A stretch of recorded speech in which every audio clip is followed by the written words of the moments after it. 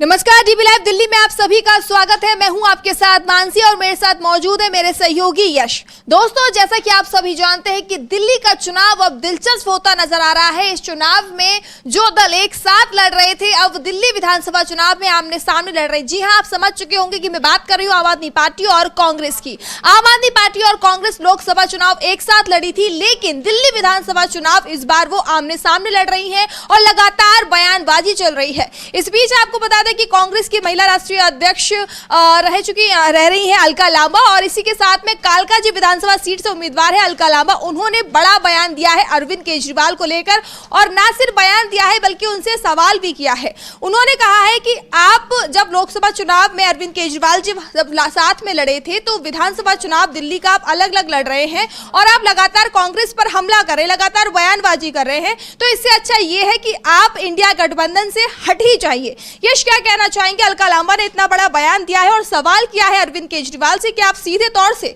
India गठबंधन से अलग ही हो जाइए। जी धन्यवाद मानसी। हाल ही में आप कालका जी होकर आई हैं। कालका जी से ही कांग्रेस की उम्मीदवार हैं इस बार दिल्ली विधानसभा चुनाव में अलका लांबा। और अलका लांबा को लेकर एक ट्रिविया ये भी है कि वो पहले आम आदमी पार्टी की नेता रह चुकी हैं। आम आदमी पार्टी छोड़कर उन्होंने कांग्रेस का दामन थामा और तब से वो कांग्रेस की नेता और इस बार कालका जी सीट से उम्मीदवार हैं।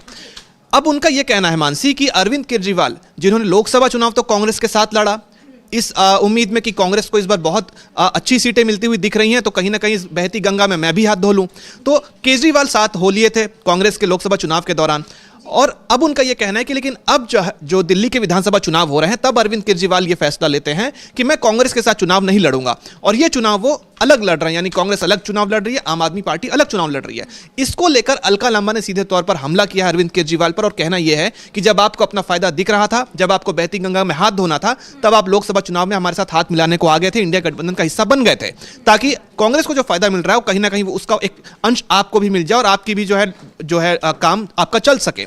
लेकिन अब इस बार जो दिल्ली के विधानसभा चुनाव है, इसमें अगर अरविंद केजरीवाल ये कह रहे हैं कि मैं कांग्रेस के साथ चुनाव नहीं लड़ूंगा और अलग से 70 के 70 सीटों पर उन्होंने आम आदमी पार्टी के अपने उम्मीदवार उतारे हैं, तो उनका सीधे तौर पर यह कहना है कि अरविंद केजरीवाल में अगर हिम्मत है तो वो ये ऐलान क्यों नहीं कर देते कि अगर इस तरह से अलग होकर ही चुनाव लड़ना है तो आप ये घोषणा कर दीजिए कि मैं इंडिया गठबंधन का हिस्सा नहीं हूं, मैं अपने आप को, अपनी पार्टी को, आम आदमी पार्टी को इंडिया गठबंधन से कटआउट करता हूं, बाहर करता हूं, और मैं स्वतंत्र रूप से चुनाव लड़ूंगा, फिर चाहे वो दिल्ली का विधानसभा चुनाव हो, फिर चाहे वो पंजाब में होने वाले चुनाव हो, या कोई भी अन्य राज्य का कैसा भी छोटा बड़ा चुनाव हो, या फिर लोकसभा का चुनाव हो।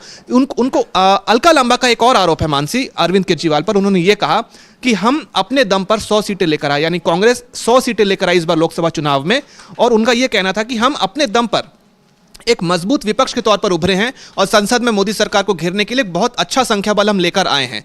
उसमें अरविंद केजरीवाल कहीं ना कहीं अपना फायदा ढूंढ रहे थे, लेकिन अरविंद केजरीवाल का साथ होना कहीं ना कहीं कांग्रेस को डेंट दे गया, वरना कांग्रेस की इस बार 100 से ज्यादा सीटें आने वाली थी। उन्होंने यह भी आरोप लगाया कि 10 साल से आपकी दिल्ली में सरकार थी, उसके बावजूद दिल्ली की जो 7 लोकसभा सीटें हैं वो आपने हारी नहीं, बल्कि एक तरह से आपने बीजेपी को सौंप दी हैं, एक तरह से आपने गिफ्ट कर दी कि आप ये 7 की 7 सीटें रख लीजिए।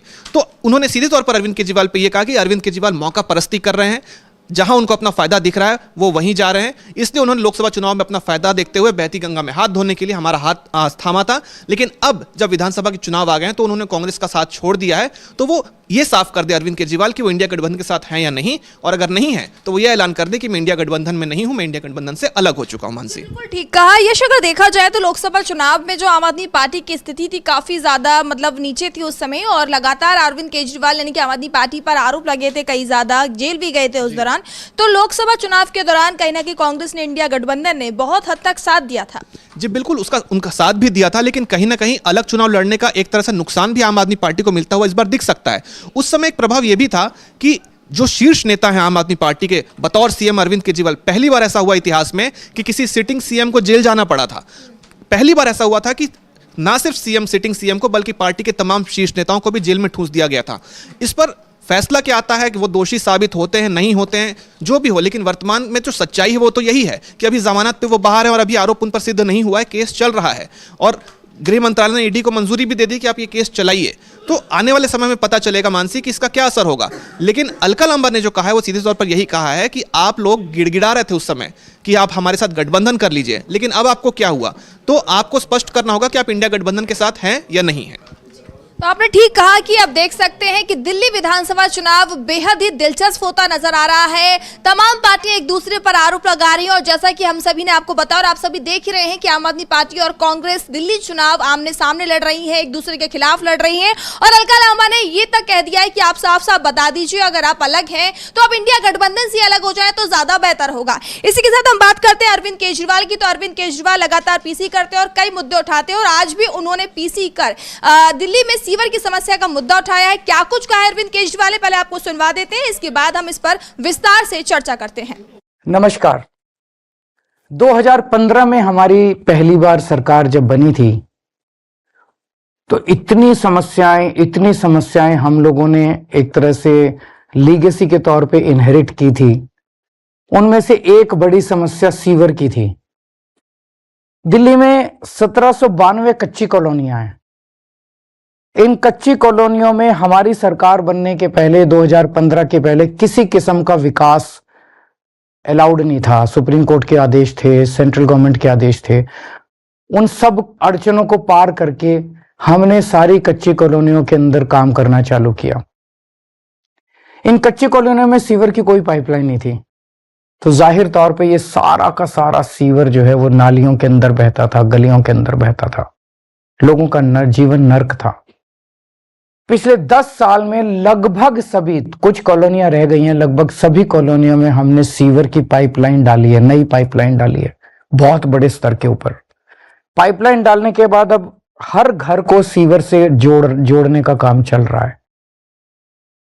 दूसरी तरफ कई कॉलोनियों के अंदर जहां सीवर की पाइपलाइन थी वो बहुत पुरानी हो गई हैं।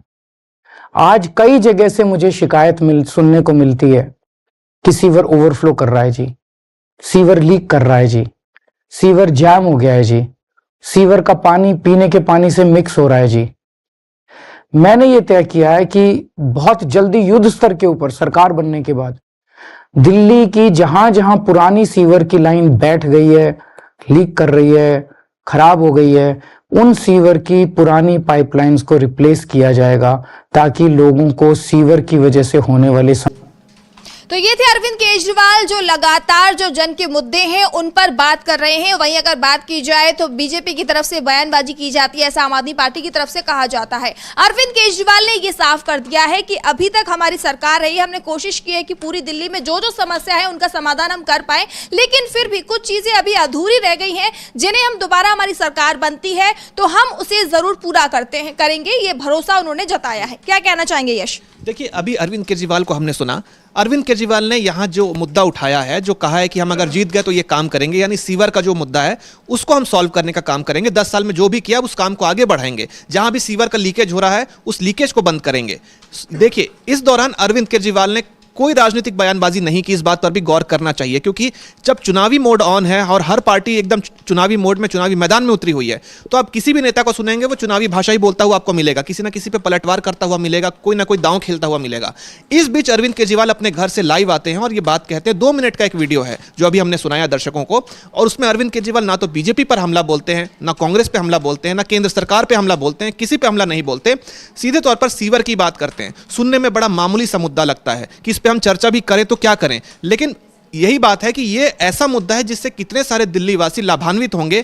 क्योंकि अगर आप दिल्ली में रह रहे हैं और वहां पे आपकी सीवर की समस्या है तो वो एक्चुअल समस्या और उसको दुरुस्त करना ठीक है, क्योंकि हवा हवाई घोषणाएं, हवा हवाई वादे ये पोस्टर्स में अच्छे लगते हैं, भाषणों में अच्छे लगते हैं, लेकिन धरातल पर इसी तरह के मुद्दे हैं जो एक्चुअल में लोगों को राहत देने का काम करते हैं। इसके साथ ही अरविंद केजरीवाल ने यह भी कहा था, मानसी, कि जैसे 5 साल में हम आने वाले समय में सीवर को दुरुस्त करेंगे। उन्होंने यह भी कहा था कि अगले 5 साल में बेरोजगारी को ध्यान में रख के चल रहा हूं कि 5 साल में जो है दिल्ली से बेरोजगारी को मैं खत्म करके दिखाऊंगा। तो उन्होंने यह भी कहा था, यानी एक तरह से आप देखिए, जहां एक और आम आदमी पार्टी और कांग्रेस ये कहते हैं कि बीजेपी इस चुनाव में मुद्दा विहीन हो चुकी है और वो मुद्दा लेकर उतरती भी है, तो किस तरीके के मुद्दे लेकर उतरती है कि पंजाबियों का अपमान हो रहा है, रावण के सम्मान में ये सब बातें करते हैं, रावण का अपमान की बात करने लगते हैं वो, और ये भी बात करते हैं कि जो ढांचे हैं बौद्ध मंदिर के और हिंदू मंदिरों के उनको तोड़ा जाए। तो इस तरीके के मुद्दे लेकर अगर आप उतरेंगे तो उससे जनता का क्या लेना देना।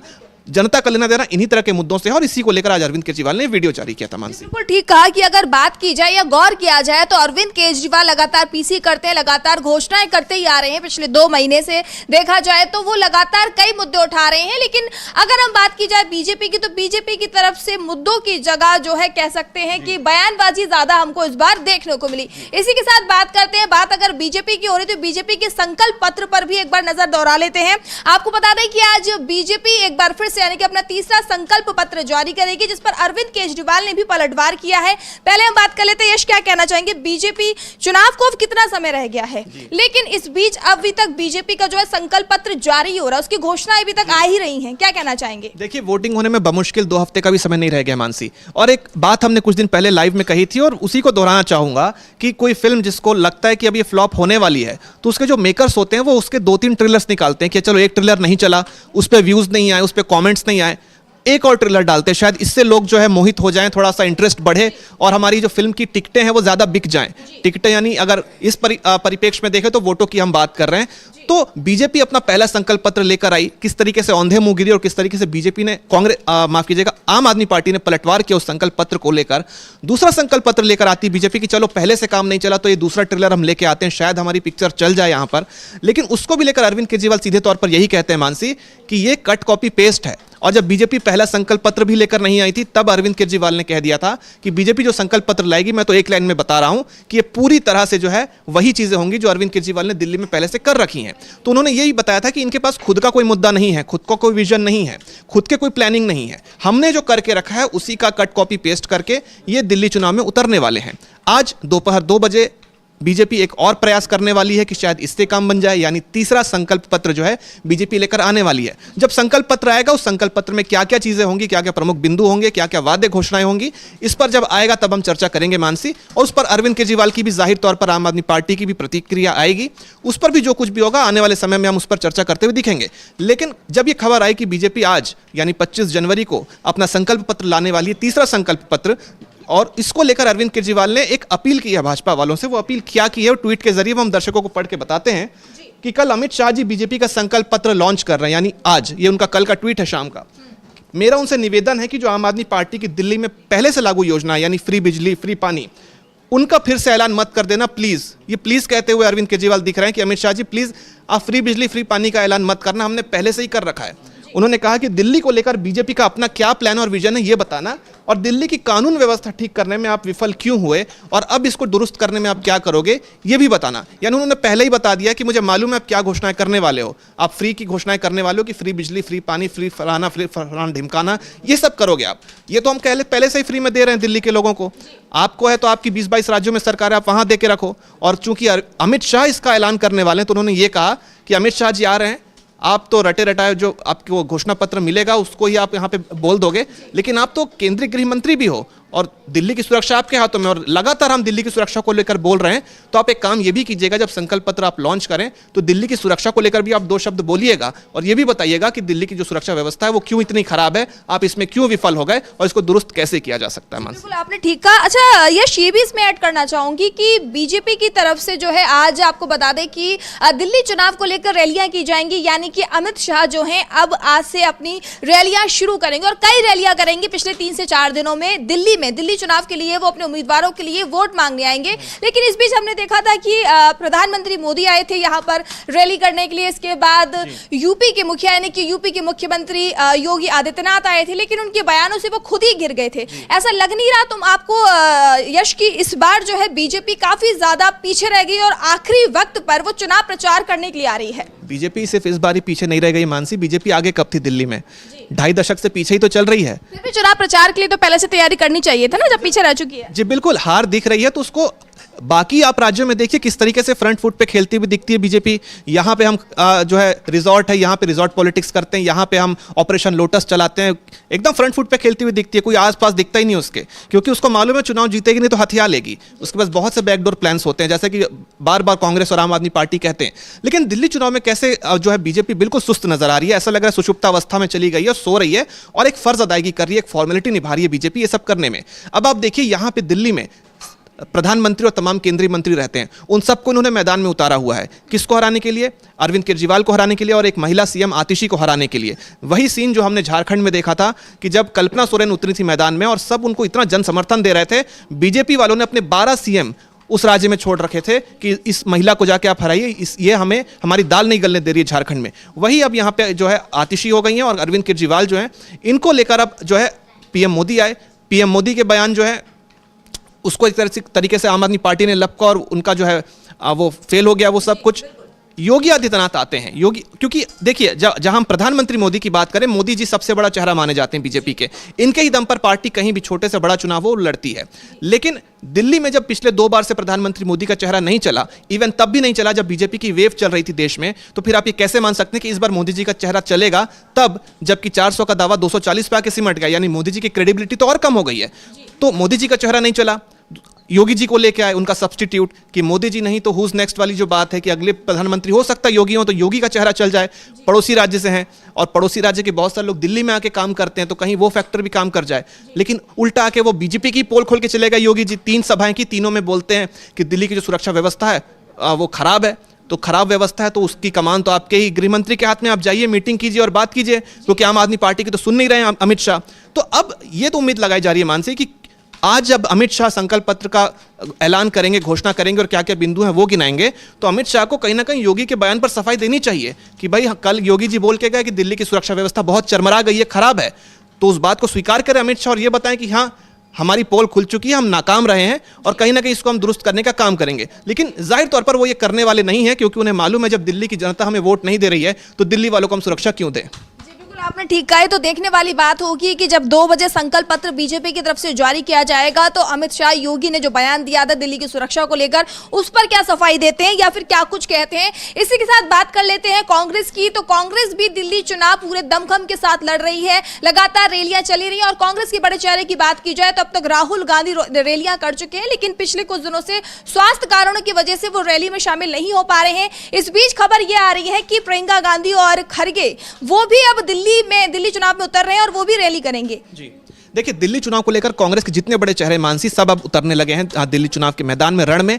और राहुल गांधी को लेकर जो खबर आई थी कि अभी पिछले कुछ दिनों में लगातार 3 दिन तक वो रैलियां करने वाले हैं। हालांकि मौसम ही ऐसा है, चूंकि दिल्ली का और उनका स्वास्थ्य खराब रहा, गले में इन्फेक्शन रहा, तो वो लोगों को संबोधित कैसे करते, इसलिए उनकी कुछ रैलियां रद्द करनी पड़ी। लेकिन अब खबर यह आ रही है कि उनका जो इन्फेक्शन है वो भी ठीक हो चला है, उनका स्वास्थ्य भी पहले से बेहतर है। तो राहुल गांधी को लेकर भी दिल्ली के लिए जो शेड्यूल है वो जारी होगा।